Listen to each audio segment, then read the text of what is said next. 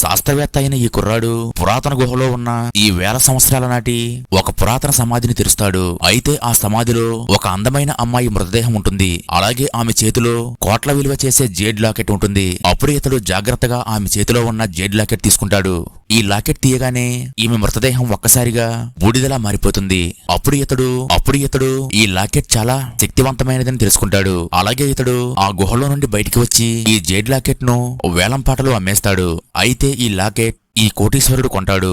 అలాగే ఇతడు ఈ జేడ్ లాకెట్ ను తన భార్య మెడలో వేస్తాడు. అయితే అప్పుడే ఈ అమ్మాయి అందాల పోటీలో పాల్గొనబోతుంది. అయితే అందరూ ఫోటోలు తీస్తూ ఉండగా ఈ జేడ్ లాకెట్ ఒక్కసారిగా మెరుస్తూ ఈ అమ్మాయి మెడను చుట్టేసుకుంటుంది. దీంతో ఈమె నొప్పితో అరుస్తూ కాపాడండి అంటూ గట్టిగా కేకలు పెడుతూ ఉంటుంది.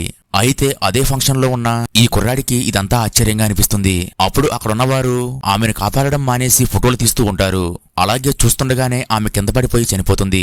అప్పుడు ఈమె భర్త ఈమెను తాకగానే షాక్ కొట్టినట్లు అనిపించి అతడు కూడా భయంతో అరుస్తూ ఉంటాడు. దీంతో ఆ ఫంక్షన్ లో ఉన్న వారంతా భయంతో బయటికి పారిపోతారు. అందరూ వెళ్లిపోయాక ఈ కుర్రాడు మళ్లీ ఆ అమ్మాయి మృతదేహం దగ్గరికి వచ్చి ఆమె మెడలో ఉన్న లాకెట్ చూసేసరికి అది మెరుస్తూ ఉంటుంది. అప్పుడు ఇతడు ఆ లాకెట్ పట్టుకోబోయేసరికి ఇతడికి షాక్ కొట్టి ఉన్న బలంగా స్పృహ కోల్పోతాడు. ఆ తరువాత ఈ అమ్మాయి మృతదేహాన్ని మార్చరీలోకి తీసుకువెళ్తారు. అయితే అప్పటికే ఆ మార్చరీలో ఇద్దరు దొంగలు దాక్కుని ఆమె మెడలో ఉన్న లాకెట్ ను దొంగతనం చేయాలనుకుంటారు. ఇంతలో ఎవరో వస్తూ ఉండడంతో వీళ్లు దాక్కుంటారు.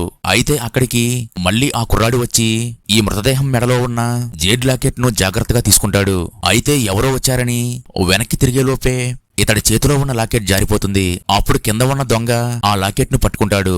తర్వాత ఏమైందో తెలియాలంటే వీడియో లైక్ చేసి నెక్స్ట్ పార్ట్ ని కామెంట్ చేయండి.